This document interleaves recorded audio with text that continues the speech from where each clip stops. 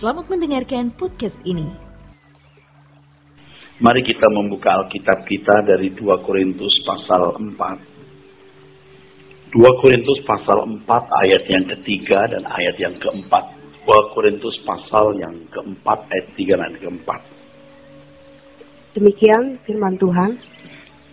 Jika Injil yang kami beritakan masih tertutup juga, maka ia tertutup untuk mereka yang akan binasa, yaitu orang-orang yang tidak percaya, yang pikirannya telah dibutakan oleh ilah zaman ini, sehingga mereka tidak melihat cahaya Injil tentang kemuliaan Kristus yang adalah gambaran Allah. Saudara sekalian, orang tidak akan bisa percaya kepada Tuhan Yesus jika masih terikat oleh ilah zaman ini. Sebab ketika seseorang masih terbelenggu oleh ilah zaman ini, dia tidak melihat cahaya Injil, yaitu kemuliaan Kristus. Bagaimana seseorang bisa percaya kepada Tuhan Yesus? Artinya mengikuti jejaknya, hidup seperti Tuhan Yesus hidup, jika tidak melihat cahaya Injil, yaitu kemuliaan Kristus. Apa indahnya Tuhan Yesus itu? Apa mulianya? Apa untungnya? Kalau tidak mengenal kemuliaan Kristus, seseorang tidak mungkin percaya. Jadi percaya yang dipahami orang selama ini belum percaya yang dimaksud Alkitab. Banyak orang Kristen merasa sudah percaya, padahal ia belum berkategori percaya.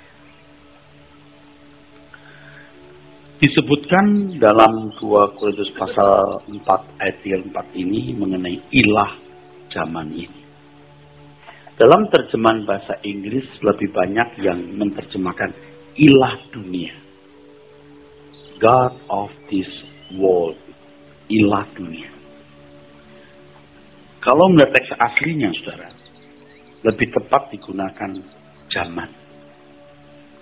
Sebab kalau dunia, pasti ada kata kosmos.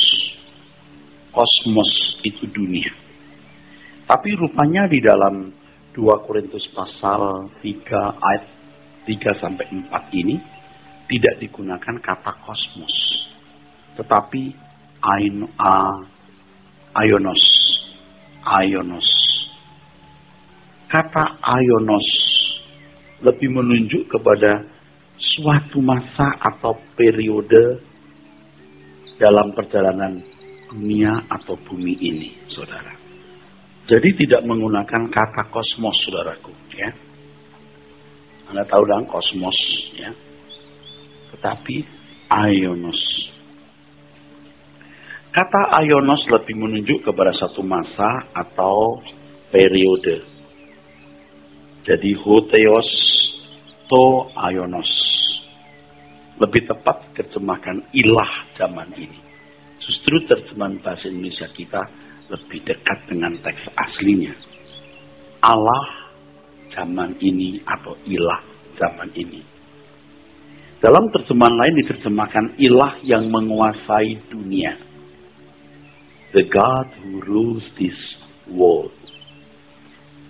Allah atau ilah yang menguasai dunia.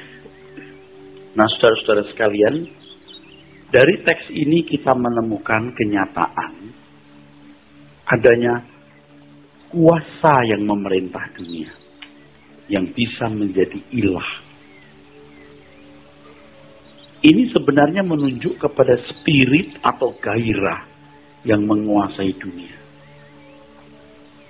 Ada spirit, ada gairah yang menguasai dunia. Ilah zaman ini menunjuk gairah atau spirit yang menguasai kebanyakan manusia pada suatu masa atau periode. gairah tersebut yang menggerakkan manusia menjalankan roda hidupnya. Dan tentu saja di setiap masa memiliki gairahnya sendiri, saudara. Ya, setiap masa pasti ada gairahnya sendiri. Setiap zaman ada gairahnya sendiri. Dan gairah itu adalah gairah yang dominan menguasai manusia pada zamannya. Kalau zaman perang, gairah yang dimiliki orang adalah menjadi pemenang menaklukkan negara lain. Ketika kesenian sedang berkembang, orang pasti punya gairah bagaimana memiliki kemampuan dalam seni, dan seterusnya. Jadi setiap masa itu ada gairahnya, ada spiritnya. Dengan hal ini dapatlah ditangkap suatu kesimpulan bahwa setiap masa ada gairah atau spirit yang menguasai atau membelenggu manusia. Dan hal itu bisa membutakan mata pengertian orang. Dalam hal ini orang Kristen. Sehingga mereka tidak melihat cahaya Injil tentang kemuliaan Kristus. Kemuliaan Kristus yang adalah gambaran Allah. Kemuliaan Kristus artinya nilai yang terkandung dalam hidup dan diri Tuhan Yesus. Kalau kita belajar mengenai keselamatan, bahwa keselamatan itu usaha Tuhan mengembalikan manusia kepada rancangan Allah semula. Rancangan Allah semula adalah menciptakan manusia yang serupa segambar dengan Allah. Betapa berartinya Tuhan Yesus. Sebab Tuhan Yesus menjadi pola dengan mana kita membangun dan membentuk diri kita. Tuhan Yesus menjadi cermin bagaimana kita membangun, membentuk diri kita, karakter kita, watak kita, saudara. Orang yang tidak mengenal Kristus, ia tidak bisa meneladaninya. Ia tidak bisa ikut jejaknya. Ingat, percaya, pistewo, berarti menyerahkan diri kepada yang dipercayai. Nah, kalau seseorang tidak melihat cahaya Injil, yaitu kemuliaan Kristus, ia tidak bisa menjadi orang percaya. Apa isi percayanya tersebut? Seperti ilustrasi yang sudah berkali-kali saya kemukakan. Kalau kita ketemu orang di jalan, orang itu berkata, nama saya A, saya orang baik. You percaya nggak? Kita tidak akan mudah percaya. Kita baru kenal kok. Kecuali saya kenal dulu, baru saya bisa menjawab saya percaya atau tidak sama Anda. Atau kepada Anda. Atau oke deh, saya percaya sama Anda. Anda orang baik. Lalu saya suruh apa? Ya, percaya saja. Saya orang baik. Kan konyol. Kita semua telah dibesarkan dalam satu pola berpikir yang salah. Pola berpikir yang salah tersebut kita warisi dari orang tua dan kita serap dari lingkungan dunia sekitar kita. Dunia sekitar kita yang punya gairah. Dunia sekitar kita yang punya spirit. Nah, spirit atau gairah dunia sekitar kita itulah, saudara, yang menguasai kita. Yang menguasai kita. Inilah yang membuat orang-orang Yahudi mengapa gagal melihat kemuliaan Kristus. Mengapa orang-orang Yahudi gagal melihat kemuliaan Kristus? Sebab mereka memiliki suatu gairah. Gairah atau spirit atau ilah zaman itu. Ilah zaman itu. Ilah zaman itu. Seperti yang kita tahu, saudara, orang-orang Yahudi ini ingin memiliki kemerdekaan. Kemerdekaan dari kekuasaan Roma. Dan mereka ingin memiliki kejayaan sebagai umat pilihan Allah. Gairah ini juga ada pada murid-murid Tuhan Yesus. Murid-murid Tuhan Yesus pun juga telah terinfus oleh gairah tersebut. Petrus mewakili murid-murid yang lain, ya saudara, mencegah Tuhan Yesus ke Yerusalem. Kenapa? Sebab gairahnya bukan gairah seperti yang dimiliki oleh Tuhan. Gairah yang dimiliki Petrus itu gairah orang-orang Yahudi, yaitu ingin kejayaan duniawi. Mereka mengharapkan Tuhan Yesus menjadi raja mereka atau pahlawan mereka. Jadi begitu menyebut bahwa ia akan mati, wah udah. Petrus nggak ingat, tidak perhatikan perkataan Tuhan berikut bahwa dia akan bangkit. Mestinya kalau dia perhatikan dengan seksama, Tuhan Yesus bukan hanya menderita dan mati, tapi juga bangkit. Nah, Petrus sudah nggak lihat bangkitnya ini. Sampai kata menderita, mati. Sudah beda dengan skenarionya. Gairahnya sudah beda. Kalau saudara membaca Matius pasal 16, saudaraku, ya, itu ironis, saudaraku. Matius pasal 16, dari ayat yang ke-15. Petrus baru berkata, engkau adalah Mesias, anak Allah yang hidup. Tepat loh. Tuhan Yesus berkata, siapa aku menurut kamu? Petrus mewakili murid-murid juga berkata, engkau adalah Mesias, anak Allah yang hidup. Tepat sekali jawabannya. Tetapi isi Mesias menurut Petrus beda dengan Mesias menurut Tuhan Yesus. Beda. Jadi jangan heran kemudian ayat yang berikut, ayat 22, Tuhan kiranya Allah menjauhkan hal itu sekali-kali tak akan menimpa engkau. Coba ya, Petrus baru memberikan pengakuan engkau Mesias, anak Allah yang hidup. Tuhan Yesus juga berkata, berbahagialah engkau Simon bin Yunus, sebab bukan manusia yang menyatakan itu kepadamu, melainkan Bapakku yang di surga. Jadi pengakuan Yesus Mesias itu oleh pertolongan Tuhan bisa terjadi atau dilakukan. Tapi soal mengerti isi, maksud Mesias, nggak bisa ada wahyu, harus belajar. Engkau Mesias, anak Allah yang hidup, Allah Bapa yang kasih tahu ini. Tapi soal isi Mesias, apa maksud Mesias di situ, harus belajar. Nggak bisa pakai cara mistik. Nah, saudara sekalian, kita bisa membaca di sini. Petrus mengakui bahwa Tuhan Yesus adalah Mesias, anak Allah yang hidup. Tetapi ia tidak mengetahui kemuliaan Kristus. Petrus hanya melihat kemuliaan dunia.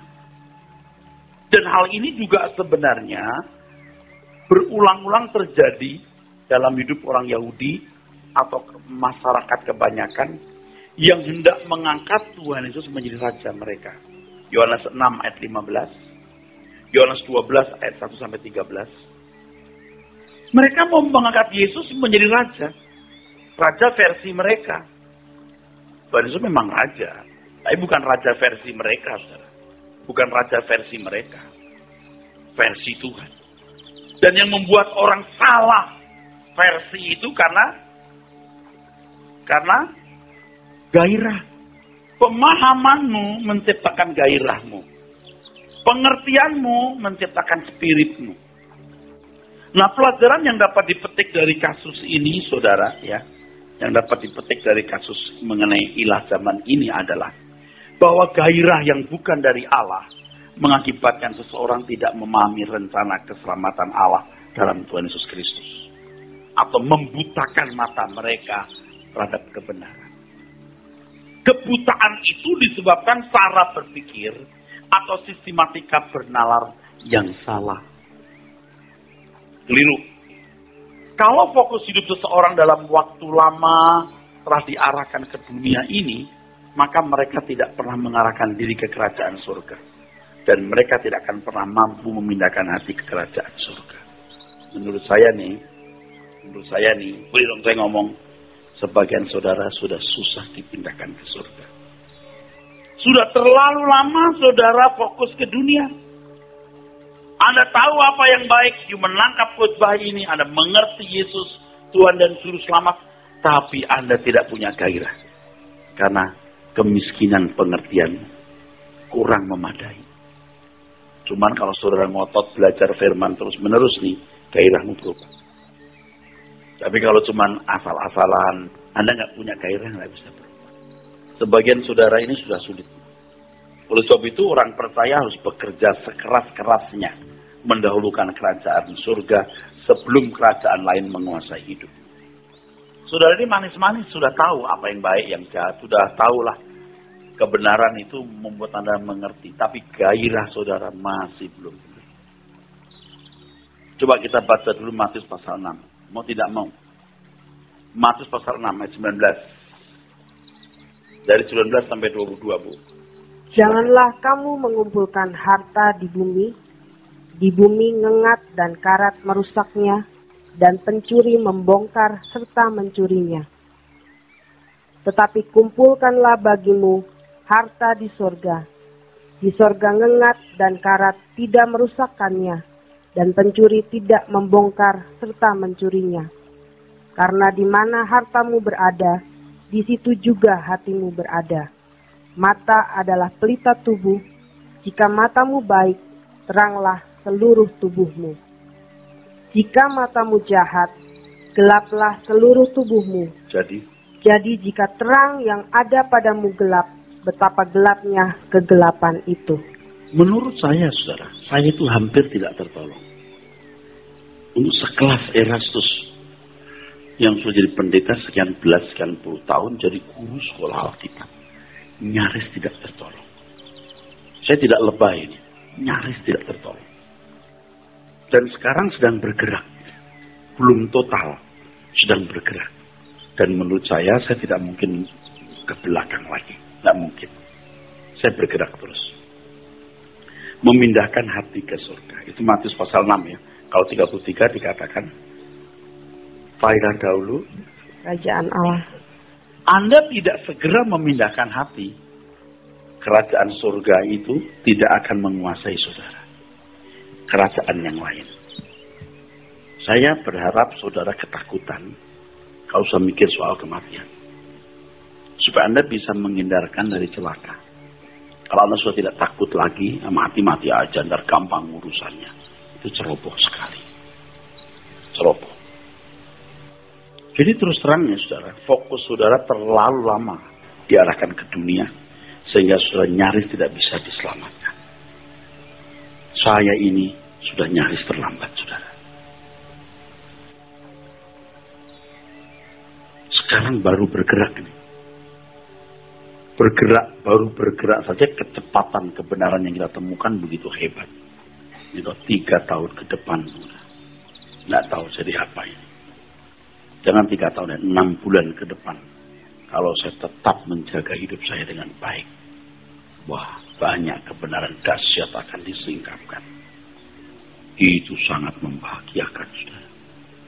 Betul-betul membahagiakan. Tapi saya tidak mau jalan sendiri. Saya mau bersama dengan saudara.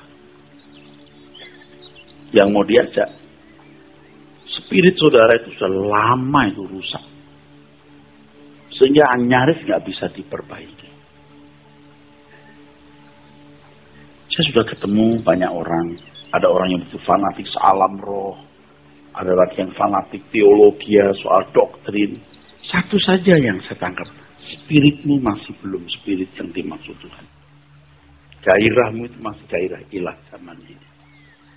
Baik dari orang yang masuk alam roh maupun orang yang berpikir secara rasional. Yang berbicara soal doktrin yang rasional. Saya cuma nangkep aja gairah. Bukan gairah yang benar. Jadi sekarang sudah makin nangkep saya kalau ada seorang hamba Tuhan, pendeta atau sehebat apapun dia. Gairahnya apa ini? Gairahnya. Jangan menghakimi orang ya saudara. Orang duniawi tidak bisa menghakimi orang rohani. Tidak bisa membaca. Mengenali orang rohani. Orang rohani bisa mengenali orang duniawi. Nah, Bapak Ibu Saudara sekalian. Dewasa ini banyak pengajaran yang tidak sesuai dengan Injil yang murni. Inilah yang dimaksud Paulus sebagai Injil lain. Galatia pasal 1 ayat 1 sampai 10. Paulus marah-marah di situ. Dia berkata, kalau ada yang memberitakan Injil yang bukan Injil yang aku beritakan, terkutuklah dia. Biar dia malaikat. Kenapa dia begitu berang ya, begitu marah? Dia begitu berang, begitu marah.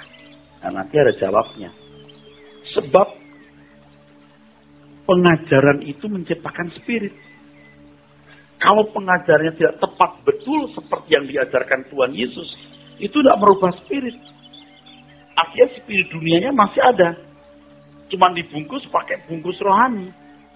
Kalau di 2 Korintus pasal 11 ayat 2 dan keempat, juga disebut lagi Injil lain. Injil lain yang mengajarkan Yesus yang lain. Injil yang lain mengajarkan Yesus yang lain dan mengajarkan spirit atau gairah yang lain. Injil lain ini menyesatkan karena memuat ajaran iblis yang oleh karenanya Tuhan Yesus berkata agar iblis enyah. Ingat di Matius 16 ayat 23, tadi sudah saya singgung, Petrus baru berkata, engkau anak Allah, Mesias anak Allah yang hidup. Belum lama kemudian Petrus berkata, Tuhan kiranya Allah menjauhkan hal itu. Hal itu sekali-kali tak akan menimpa engkau. Dihardik oleh Tuhan Yesus. Enyah iblis. Ini iblis, ini apanya? Idenya, pikirannya, saudara. Engkau merupakan suatu batu sandungan bagiku. Engkau yang menghambat. Jadi saudara, kalau saudara punya gairah yang salah, gairah dunia, saudara tidak bisa diubah Tuhan. Jadi batu sandungan gairah itu. Mengganggu pekerjaan Roh Kudus. Roh Kudus sedang mengembalikan kita ke rancangan Allah semula menjadi manusia segambar, serupa dengan Allah. Tapi gairah itu membuat Anda tidak bisa diubahkan. Nah, Injil palsu tersebut tidak dikenali kepalsuannya oleh banyak orang Kristen. Sebab mereka tidak mengerti kebenaran, sehingga tidak bisa membedakan kepalsuan atau kebenaran. Pokoknya asal ada mujizat, Tuhan yang mengerjakan. Saudara, ini berbahaya. Mereka mengemas khotbah atau pengajaran mereka dengan merangkai beberapa ayat dan kesaksian pribadi, seakan-akan hal itu Alkitabiah. Ditambah lagi dengan pernyataan bahwa mereka sangat dekat dengan Tuhan, maka pengakuan mereka itu merupakan usaha melegalisir pengajaran palsu tersebut seakan-akan kebenaran agar bisa diterima oleh masyarakat Kristen. Ajaran-ajaran palsu tersebut pasti tidak menggiring orang Kristen pada rencana penyelamatan yang benar. Pasti tidak mengembalikan manusia kepada rencana Allah semula. Mereka memikirkan apa yang dipikirkan manusia, yaitu bagaimana menyelamatkan hidup hari ini melalui karya salib Tuhan Yesus Kristus. Padahal salib itu diadakan justru untuk meninggalkan dunia dan tidak menyelamatkan hidup hari ini demi kehidupan yang akan datang. Jadi pengajar palsu ini membungkus pengajaran mereka dengan bungkusan yang baik, seakan-akan rohani, padahal isinya sangat duniawi yang bertentangan dengan apa yang dipikirkan oleh Allah. Sama kan? Orang-orang Yahudi kan ingin membela bait Allah, ingin membela Taurat, ingin menjaga kejayaan umat Allah, Taurat Allah, tapi bertentangan dengan rencana Tuhan Yesus. Berbeda. Yang terjadi benturan di situ, saudara. Kita itu tidak boleh punya gairah selain gairah Tuhan. Kalau kita mau ikut Tuhan Yesus, gairahnya beda, tidak bisa. Harus gairahnya sama persis. Gairah itu ada di dalam itu. Nah kan rata-rata kita punya gairah hidup wajar, punya rumah, punya mobil, terhormat, gak dihina orang. Dalam diri saudara ini masih banyak gairah-gairah yang salah. Saya itu nyaris tidak tertolong. Sekarang baru mati-matian saudara untuk masuk ke gairah yang murni dari Tuhan. Seorang Erastus masih mengakui bahwa masih berjuang berat agar gairah yang saya miliki murni gairah Tuhan Yesus. Nah, banyak pengajar palsu itu mengemas spirit atau gairah dunia dengan bungkus rohani. Pemalsuan ini begitu canggih sehingga banyak orang tanpa sadar disesatkan. Pada dasarnya mereka mau membangun kerajaan manusia di bumi. Sama seperti murid-murid Tuhan Yesus. Sebelum dipenuhi Roh Kudus, mereka mengendaki agar Tuhan Yesus memulihkan kerajaan bagi Israel. Kisah Rasul pasal 1 ayat 6-8. Mari kita baca. Jadi, saudara, ya, itu ya Tuhan sudah menghardik Petrus. Enyah iblis. Pikiran yang salah itu sudah dihardik. Tapi sampai Tuhan Yesus bangkit, pikiran yang salah itu masih menguasai mereka. Coba bayangin, saudara. Nggak gampang. Nanti saya jelaskan. Merubah gairah itu nggak gampang. Orang harus mengerti kebenaran firman. Yang kedua harus dipenuhi Roh Kudus.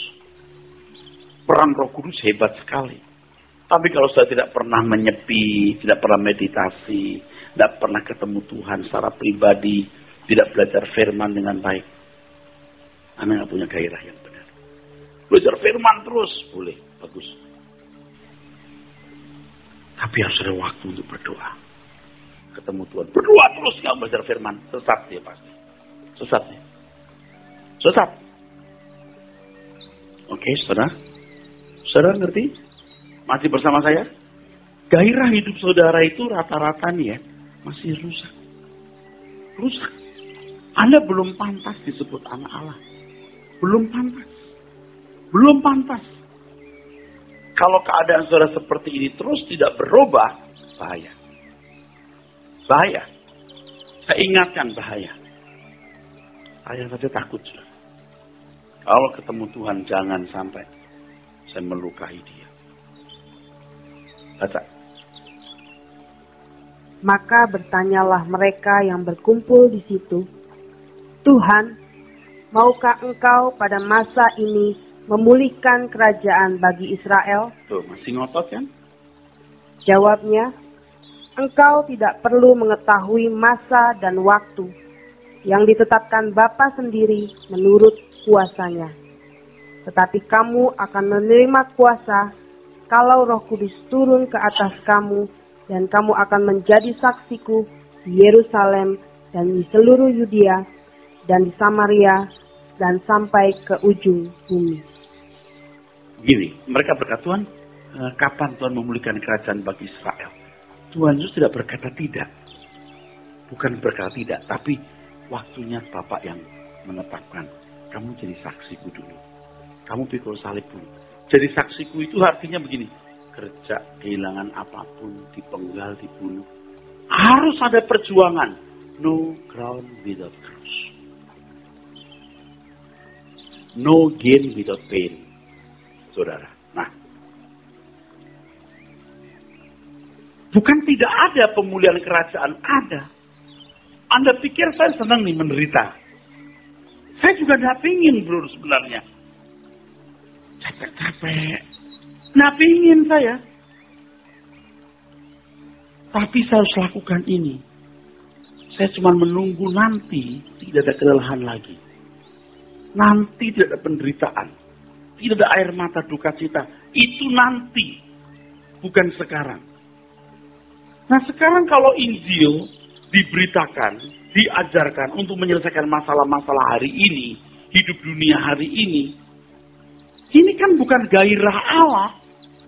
Dan sekarang rata-rata itu ya, gereja-gereja yang kaya, yang semangat, yang besar, justru ajarannya kemakmuran begini. Itu salah sekali, saudara. Kalau Anda berkata, masa Pak nggak ada benernya? Nggak ada benernya. Nggak ada benernya.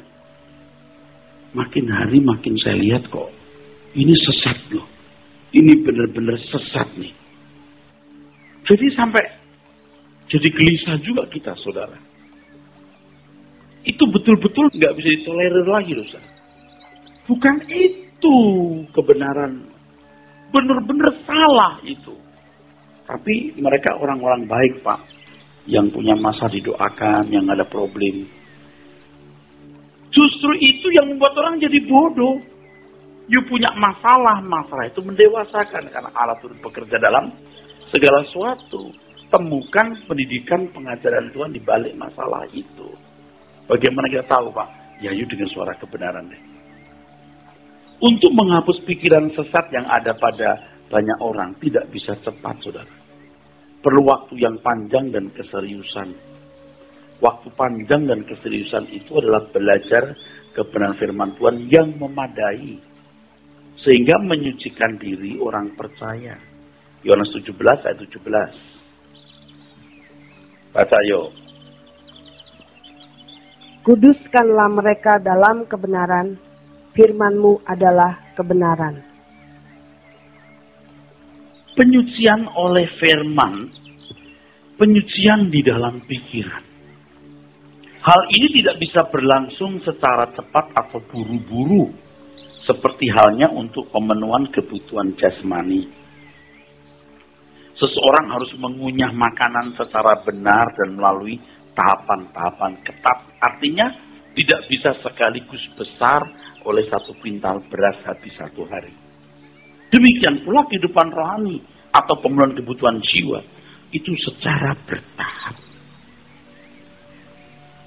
Saya membaca satu cerita lucu ya dalam bahasa Inggris yang mengatakan bahwa suatu hari ada satu restoran yang memotong buffet makan bebas itu ya.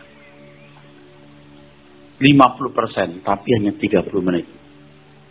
Di Singapura, ini cerita itu, ya saya nggak tahu bohong tidak bohong, cuma lucu aja gitu. Jadi 30 menit itu separuh harga. Dia makan, keluar. Lalu dia berkata begini. Satu, dia kehilangan kesopanan. Yang kedua, sepanjang hari setelah dia makan itu, dia udah nggak enak makan apa. Karena belum makan berjejali sebanyak-banyaknya. Kenyang sepadat-padatnya.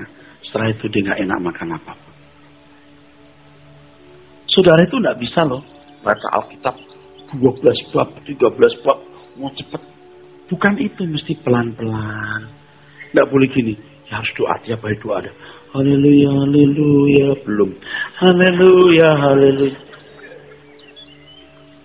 Kalau Anda dengar CD khotbah itu dengar pelan-pelan, dengerin lagi, serius. Menghargai. Kok orang tidak mau belajar? Saya nggak ngerti. Nanti deh sungguh-sungguh. Sebab kamu tidak akan bisa dikuduskan dalam satu hari. Nanti kalau kamu mati lu minta belas kasihan Tuhan ampunilah. Nggak bisa. Kamu memang tidak menghormati Tuhan secara pantas. Tahun-tahun yang panjang. Setiap hari harus mengalami proses penyucian sampai pikirannya dibuka untuk melihat cahaya Injil tentang kemuliaan Kristus yang adalah gambaran Allah. Tanpa ketekunan, seseorang tidak akan melihat cahaya Injil tersebut. Tidak bisa seketika jebret dia lihat kemuliaan Injil. Tidak mungkin. Tidak pernah ada itu. Tidak pernah ada. Tidak akan pernah ada. Percaya. Nah, sayang sekali banyak orang Kristen merasa sudah dimerdekakan oleh korban Kristus di kayu salib. Padahal korban Tuhan Yesus itu pintu gerbang yang dibuka agar manusia dapat memperoleh kesempatan untuk dimerdekakan. Kalau kamu tetap dalam firman-Ku, kau benar-benar murid-Ku, kamu akan mengenal kebenaran, memerdekakan. Jadi contoh yang nyata. Petrus mengakui Yesus Mesias anak Allah yang hidup, tapi tidak punya spiritnya Tuhan. Lewat perjalanan waktu dia belajar lagi. Plus Roh Kudus baru ngerti. Jadi korban Tuhan Yesus tidak secara otomatis membebaskan manusia dari belenggu dunia. Sekarang lagi ada juga ajaran lagi disuarakan mengenai Injil kasih karunia. Jadi manusia tidak mungkin bisa seperti Tuhan Yesus, itu mustahil. Semua bisanya karena Injil, hanya karena karya Roh Kudus. Itu mah nggak usah ngomong sekarang, dari dulu sudah ada teologi ya begitu. Seakan-akan kalau orang sudah dipilih, ditunjuk otomatis jadi sempurna. Nah, kasihan ya. Dia mesti belajar dengan benar suara kebenaran. Dalam hal ini setiap orang percaya harus ada usaha untuk menyerap sebanyak mungkin kebenaran untuk bisa dimerdekakan. Jangan saudara anggap sepele ini. Ini kebayang nih, jalan macet. Kebayang tuh tol macet. Kebayang tuh banjir. Mobilku kecil, nanti kerendam air. Jadi Tuhan maklum ya. Saudara ya kalau punya sakit, penyakit bisa membunuh saudara. Lalu ada obat yang bisa membuat Anda sembuh. Biar hujan besar, banjir, diterjang. Mogok mobil, you jalan kaki, you naik ojek. Sekarang ini keselamatan abadi. Hanya karena macet lah, hujan lah, capek lah, malas ngantuk. Anda gak berani bayar harganya. Itu bukan perkara sepele, dari situlah Anda menunjukkan Anda punya nilai diri dan penghargaanmu kepada Tuhan. Anda buktikan ya, orang yang tidak suka mendengar suara kebenaran, you lihat hidupnya. Buktikan aja. Aspek lain, kalau orang-orang Kristen dari kelompok tertentu sudah terlanjur terjerat oleh pengajaran sesat, maka mereka tidak mudah dapat dilepaskan. Telinga mereka sudah tidak bisa lagi mendengar ajaran yang benar.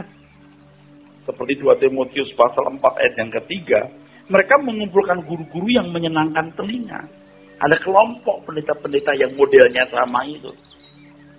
Mereka yang mendengar ajaran salah itu semakin sesat sampai taraf tertentu membuat mata hati mereka menjadi gelap dan tidak pernah mengerti Injil Kerajaan Surga yang benar.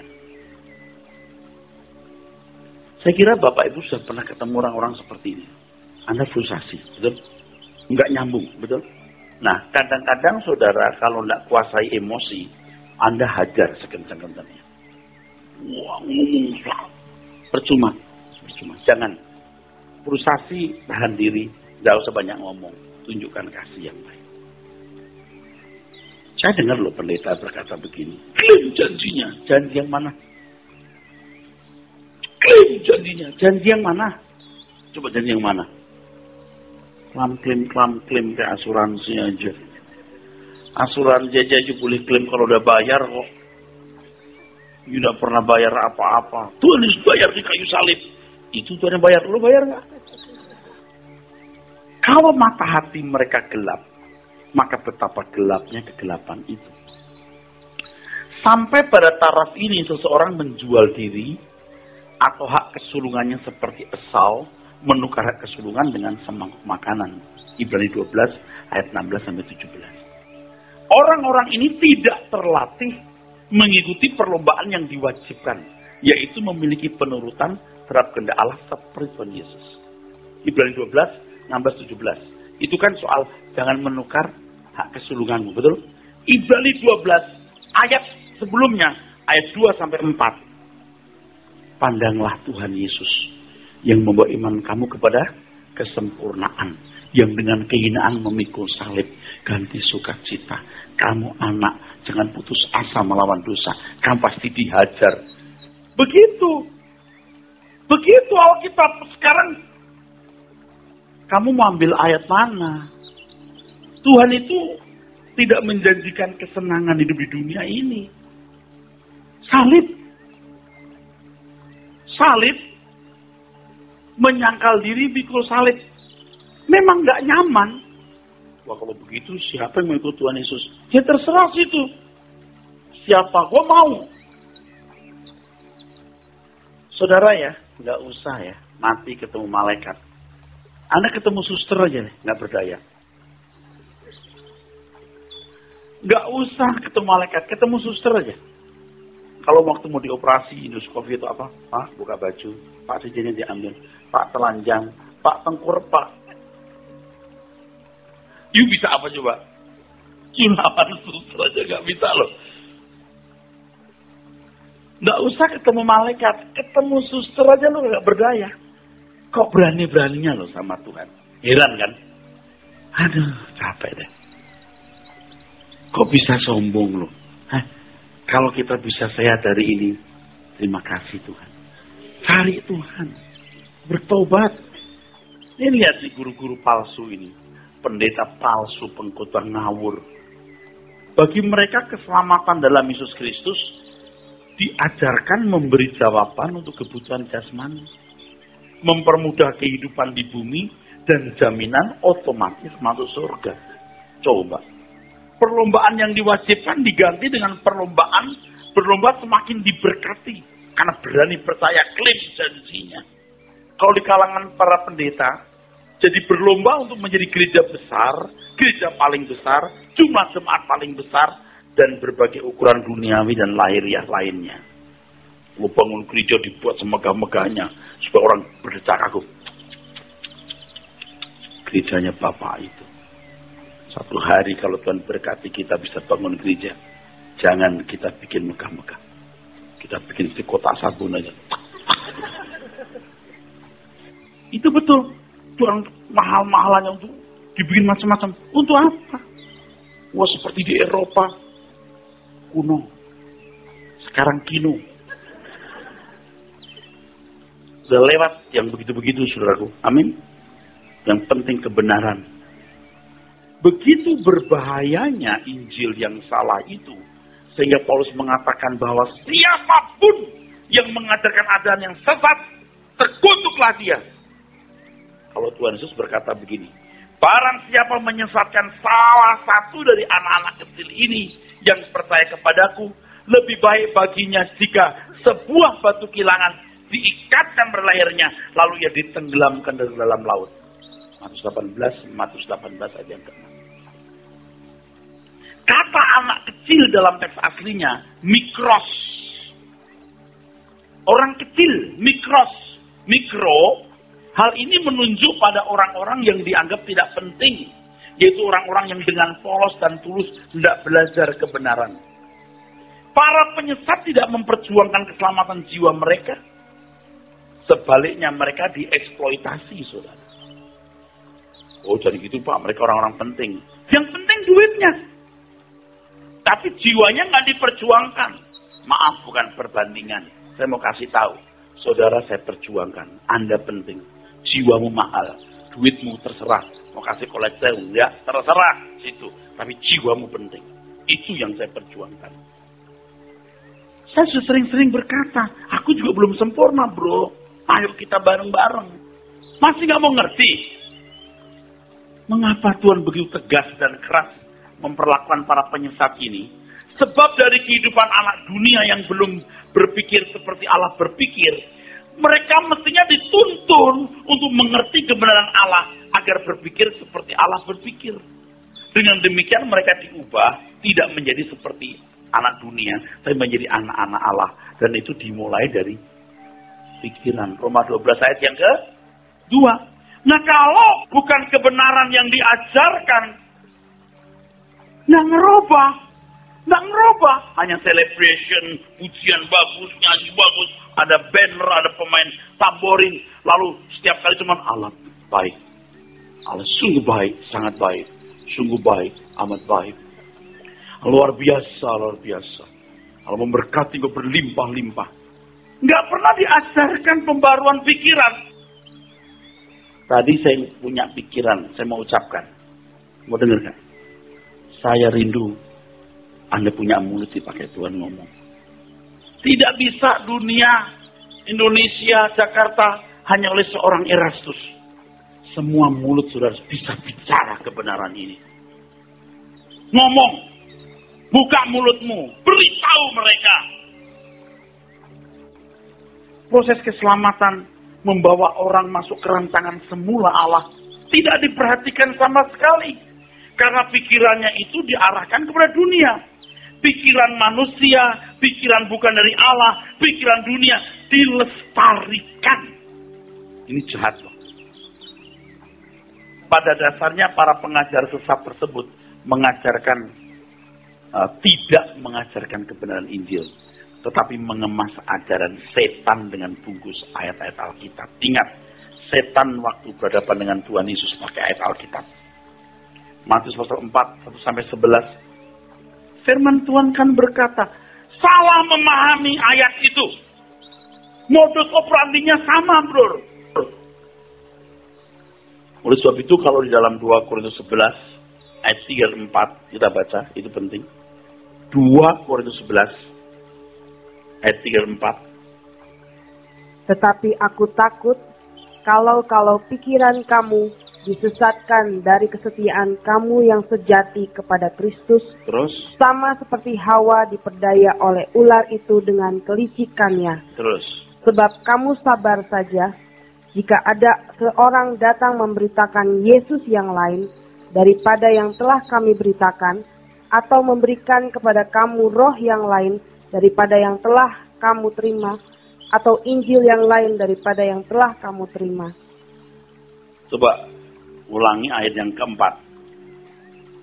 Sebab kamu sabar saja, jika ada seorang datang memberitakan Yesus yang lain daripada yang telah kami beritakan, atau memberikan kepada kamu roh yang lain daripada yang telah kamu terima, atau Injil yang lain daripada yang telah kamu terima. Ya. Jadi kamu tidak boleh lunak. Kamu harus tegas. Kalau ada orang membawa Injil yang lain, kamu tidak boleh lunak. Kita harus tegas. Orang timur sering jaga perasaan. Tapi yang satu ini kita nggak boleh. Karena ini menyangkut nyawa banyak orang. Kalau kita tidak berbicara keras, kita mendiamkan hal ini, kita bersalah kepada Tuhan. Kita ikut bertanggung jawab dalam keadaan ini. Kita ikut bertanggung jawab. Amin.